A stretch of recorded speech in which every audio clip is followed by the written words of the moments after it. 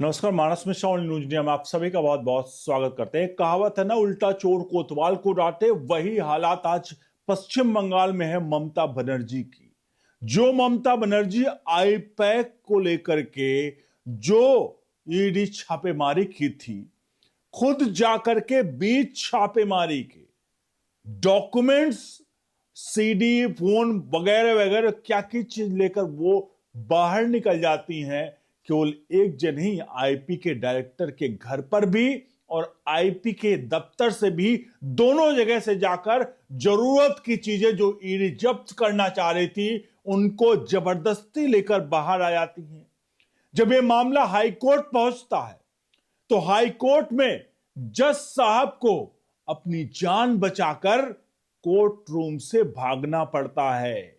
और उसके बाद अब मामला पहुंचा है सुप्रीम कोर्ट में, और सुप्रीम कोर्ट में ममता की जो चाल है वो चाल है 148A कैविएट पिटीशन, जिसके जरिए ममता बनर्जी ने अपने आप को सरेंडर किया है। दिखाते हैं आपको इस वीडियो में कि आखिरकार ममता बनर्जी के ही अंडर में हाई कोर्ट की सुरक्षा, जिसमें ममता बनर्जी कैसे सेंध लगाती हैं और खुद आखिरकार जज साहब को इस कोर्ट रूम से भागने पर मजबूर होना पड़ता है सुरक्षा कारणों से, आपको दिखाएंगे।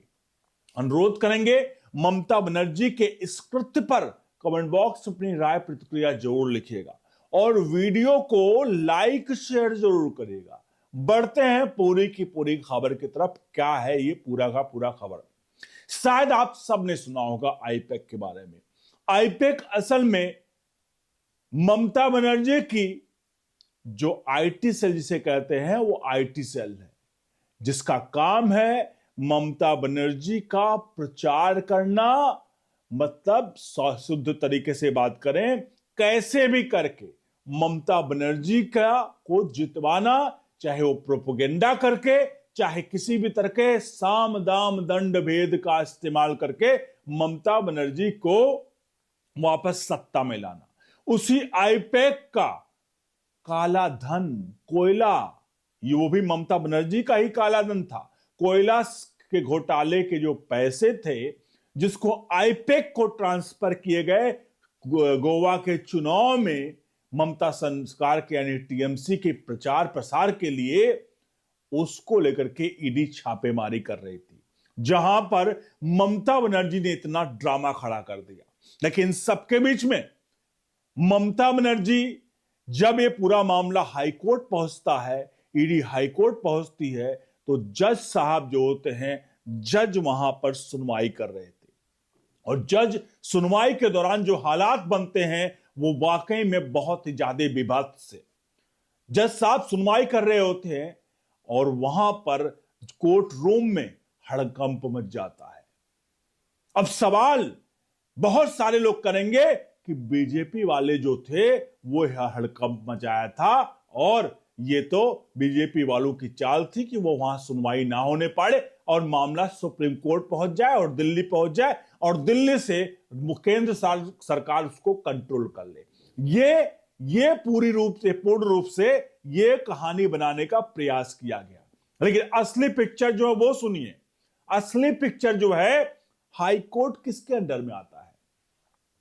आपको सवाल हो, हाई कोर्ट की सुरक्षा किसके अंडर होती है? हाई कोर्ट की सुरक्षा राज्य के अंदर आती है।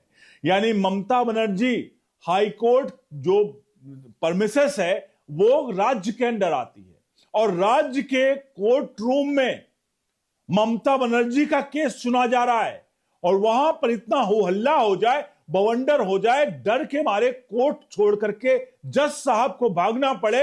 आखिरकार इसका जिम्मेदार कौन है?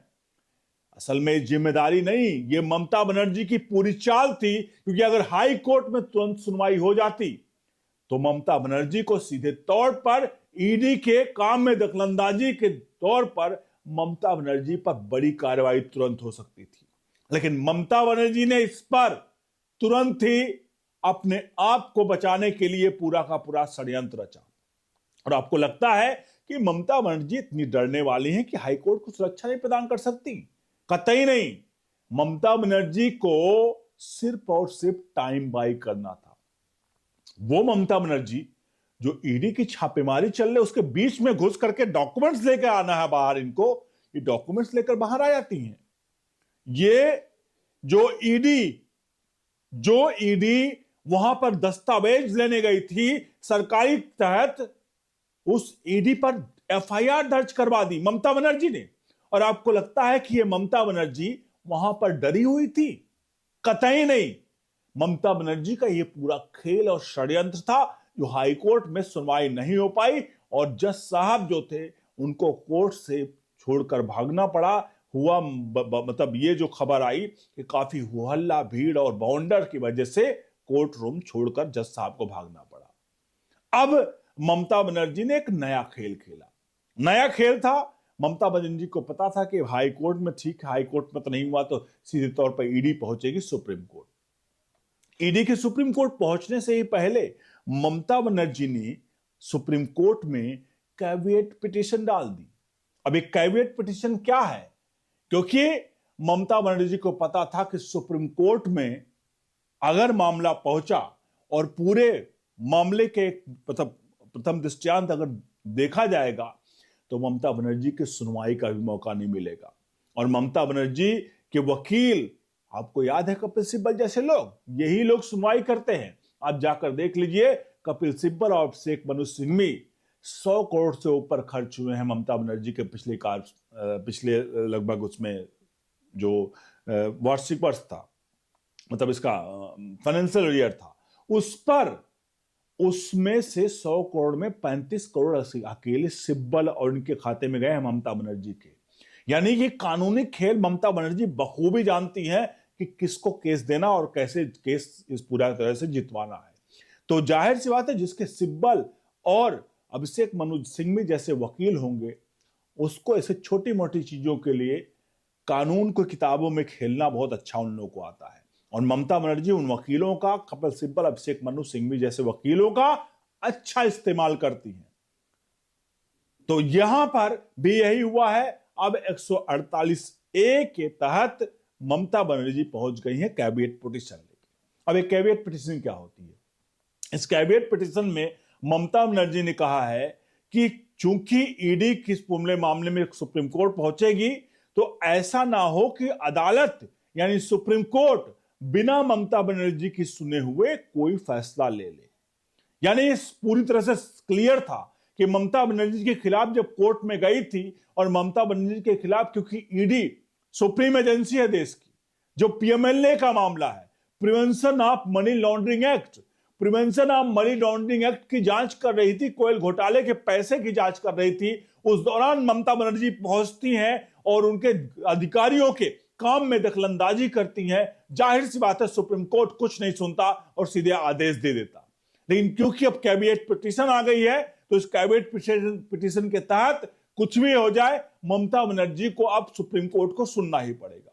और इनके बड़े बड़े वकील, मैंने जैसा कहा, इनके बड़े बड़े वकील अभिषेक मनु सिंघवी, कपिल सिब्बल, ये लोग अदालत को घुमाएंगे, इधर उधर बगलाएंगे और समय बाई करके सीधे तौर पर ममता बनर्जी के लिए कुछ ऐसा ब्रह्मास्त्र तैयार करेंगे कि आने वाले समय में इस पर राजनीति चलते रहे और ममता बनर्जी इससे पूरी तरह से राजनीतिक लाभ ले सके और वहां की जनता का झूठी सांत्वना ले सके कि ईडी आई थी और देखिए ईडी अगर आई होती और सुप्रीम कोर्ट में गए थे और सुप्रीम कोर्ट क्यों तुरंत फैसला नहीं सुना देता। क्योंकि आम जनता नहीं जानती है कि असल में खेल क्या चल रहा है।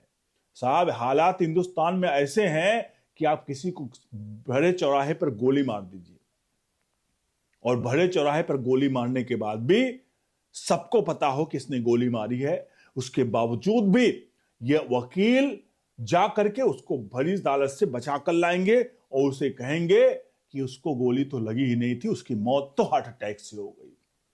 यहां तक कि हमारे ऐसे ऐसे कानून में जो लोग, मतलब जो हमारे वकील हैं, ऐसे कानून के साथ खेलते हैं।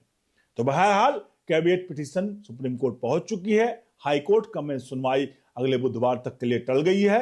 लेकिन कुल मिलाकर ममता बनर्जी का ये जो पूरी तरह से तंत्र है, जहां पर एक जो है जज को भी अपने कोर्ट से जिसकी सुरक्षा ममता बनर्जी की जिम्मेदारी है उसको छोड़कर भागना पड़ता है कि हमें सुरक्षा, यहां पर बवंडर मच रहा है। आप समझ सकते हैं कि देश की राजनीति किस तरफ करवट ले चुकी है, जहां जज भी का कोई वैल्यू नहीं है, कोर्ट की भी कोई वैल्यू नहीं है। वैल्यू है तो वकीलों की, वैल्यू है कि राजनेताओं के पैसों की, कि राजनेता अपने पैसे के जरिए वकीलों, मतलब जो पैसा है उसको दे करके वकीलों के जरिए कोर्ट को अटकाते लटकाते भटकाते हैं, और जिसका फायदा समय बाई करके राजनेता लेते हैं, और आम जनता सिर्फ और सिर्फ टकटकी निगाहों से देखती है कि देखो यहां पर ये सही, यहां पर ये सही है, और आम जनता के हाथ में क्या आता है? कुछ नहीं, केवल 0 सन्नाटा। यही हालत है पश्चिम बंगाल का। देखते हैं आने वाले समय में कोर्ट में क्या होता है, सुप्रीम कोर्ट में, हाई कोर्ट क्या सुनवाई करती है। बहरहाल इस पूरे प्रकरण पर अपनी राय प्रतिक्रिया जोड़ दीजिए, वीडियो को लाइक शेयर जरूर करिए। बने रहिए न्यूज इंडिया के साथ। बहुत बहुत धन्यवाद।